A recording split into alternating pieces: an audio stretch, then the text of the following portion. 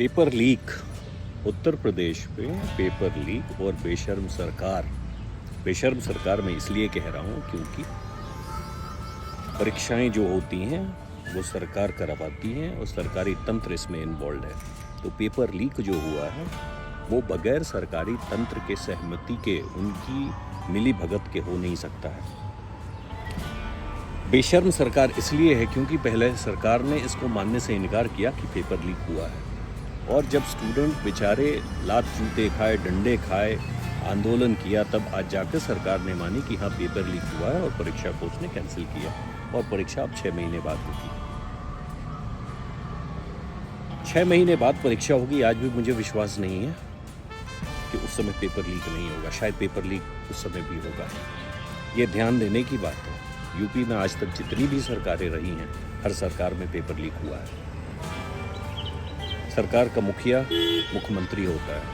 हमारे योगी जी को हाथ जोड़कर माफ़ी मांगनी चाहिए स्टूडेंट से कि पेपर लीक हुआ है और उनकी जिम्मेदारी है। राज्य का मुखिया योगी जी, आपको माफ़ी मांगनी चाहिए स्टूडेंट से। डबल इंजन की सरकार की बात करते हैं। हमारे प्रधानमंत्री यूपी में घूम घूम कर वोट मांग रहे हैं। प्रधानमंत्री के ज़बान से एक शब्द नहीं निकला। आदर्श की बात करते हैं, युवा की बात करते हैं। मुझे शर्म आती है ऐसे प्रधानमंत्री पे। हमारे प्रधानमंत्री को भी माफ़ी मांगना चाहिए क्योंकि डबल इंजन की सरकार है। हमारे प्रधानमंत्री के ज़बान से एक शब्द नहीं निकला। डबल इंजन की सरकार है तो जिम्मेदारी प्रधानमंत्री की भी है। देश का बच्चा अपनी डिग्री जला देता है, आत्महत्या कर लेता है, बहुत दुखद घटना है। प्रधानमंत्री का ज़बान चुप। मुझे शर्म आती है। देश का मुखिया हमारे प्रिय प्रधानमंत्री मोदी जी और उत्तर प्रदेश के मुखिया प्रिय योगी जी, आप दोनों को हाथ जोड़कर, कान पकड़कर हमारे देश के युवा से माफ़ी मांगना चाहिए। ये यूपी में पहली बार नहीं हुआ है पेपर लीक। और पेपर लीक में आज तक इतिहास रहा है कि पेपर लीक में पर्दे के पीछे जिन जैसे लोग ये घपला करते हैं, आज तक कोई भी नहीं पकड़ा गया। बड़ी मछली बची रह जाती है। इसमें कौन नेता इन्वॉल्व है? इसमें कौन अधिकारी इन्वॉल्व है?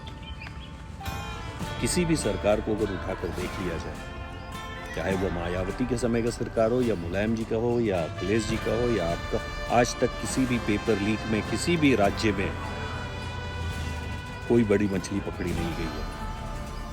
और ये 6 महीने बाद एग्ज़ाम क्यों होगा? ये एग्ज़ाम 2 महीने बाद क्यों नहीं होगा? नेताओं का अपना कुछ काम होता है, चुनाव से रिलेटेड होगा, अपने फ़ायदे का काम होगा, वो रातों रात ये कर लेते हैं।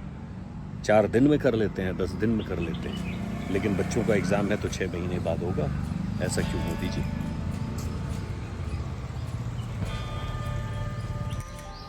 लाखों घर के बच्चे सालों साल मेहनत करते रहे। बहुत सारे उसमें से गरीब घर के बच्चे हैं, कर्ज लेकर, पैसे लेकर कोचिंग में पढ़ाई करते हैं, खेत बेचकर कोचिंग में पढ़ाई करके तैयारी कर रहे हैं। और एक पेपर लीक केवल उन बच्चों के सपनों को आपने धूल में नहीं मिलाया है। उन परिवार का सोचिए कि उन पे क्या बीती है। युवा शक्ति की आप बात करते हैं और युवाओं के साथ आप खेल खेलते हैं। यही युवा शक्ति है।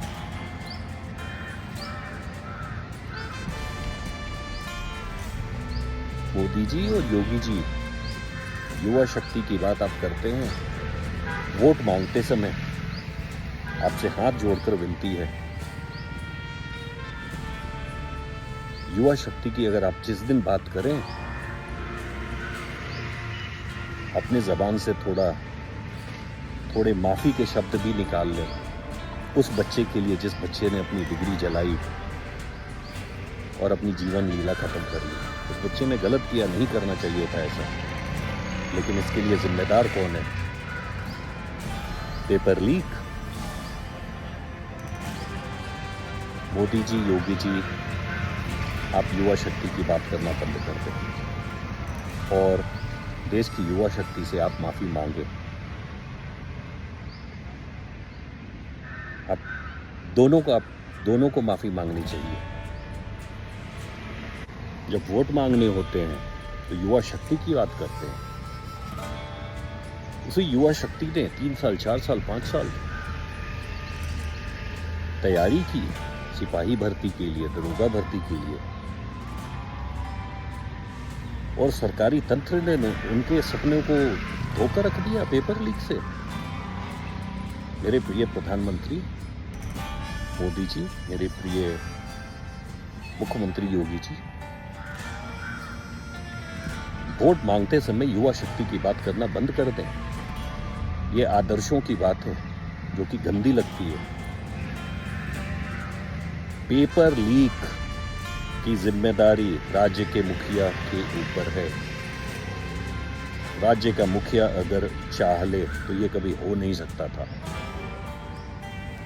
और मैं खुले शब्दों में कह रहा हूं, मुझे नहीं विश्वास है कि आप किसी भी बड़ी मछली को पकड़ेंगे और उजागर करेंगे कि ये पेपर लीक कौन किया था।